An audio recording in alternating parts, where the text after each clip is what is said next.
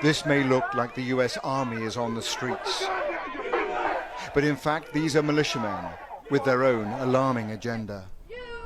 We were witnesses to this extraordinary development, a major US city in the hands of self-confident and heavily armed militias, with police and civic leaders nowhere to be seen. It was a brazen show of strength with an unmistakable message that there are new sheriffs in town.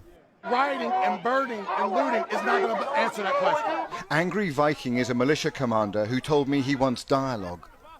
And we're here just to protect the building. That's it. And we're here to do this. Meet and talk. You was gonna allow it to happen. But that dialogue quickly descended into furious arguments. Black Lives Matter activists, who have held a vigil here for 100 days, say the militias are a pure provocation. Tired, exhausted, worn out. What else do you want me to say? Do you think it'll end up as a fight? Yes, people are going to die, bro. People are going to die. I don't know who's going to be. Which militia are you from? Many of these disparate groups Which militia are you from? had no interest in identifying Excuse me, themselves. sir. Which militia are you from? We are all Americans here. We're all Americans here. We're all here for the same. We're all here actually against you is what we're here against. You're impeding me from moving my group that way right now, are you not? Yes, you are. I'm asking you what you're doing here on the streets of this city. Well, first off, you're not American. One of the most bizarre features here is this mosaic of different groups. We've got protesters, counter-protesters, we've got militias, we've got other armed groups who refuse to identify themselves. All of it is a recipe for confusion on the streets of Louisville and potentially for chaos. I'm not going to bring a knife to a gunfight, sir. And here's the danger. Americans are arming up.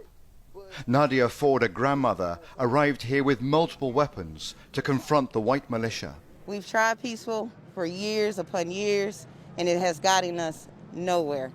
They murder us for being peaceful. So only when we stand up do they maybe take us seriously. And that's what we're going to do. We're going to stand up against this hate in America. Eventually, some police did break cover, and this civil rights lawyer, heavily armed himself, said his aim was to run the militias out of town amid multiple threats to his life. They've said they're going to blow out the back of my brains and they'll find out where I live, et cetera, et So cetera. where is America that a lawyer has to walk the streets with body armor, you. a pistol, and a long arm? Thank you. Well, because I'm going to defend myself and I'm not going to be shot down in the streets. America's militias are emboldened at this volatile moment, emerging out of the shadows in a way I have never seen before. When I move you to the street, you will load your weapon.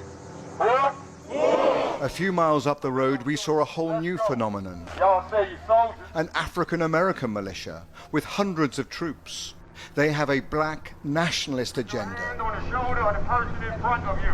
It's as much a cult All right, take. as a military formation. This is the NFAC militia.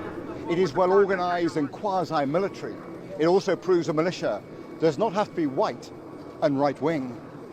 Lock the roof. As hundreds of their armed followers march through a residential suburb, I'll call in reinforcements. we glimpse their mysterious leader. Known as Grandmaster Jay, he is a charismatic but enigmatic figure. Move! Clear out! Fearing assassination, his bodyguards surround him at every moment. Jay's moving back, y'all. Jay's moving back. What is clear is that these militias have a new swagger. While the election campaign gathers pace, other forces are showing they will fill the security void after this long summer of protests and violence. Robert Moore, News at 10, in Louisville, Kentucky.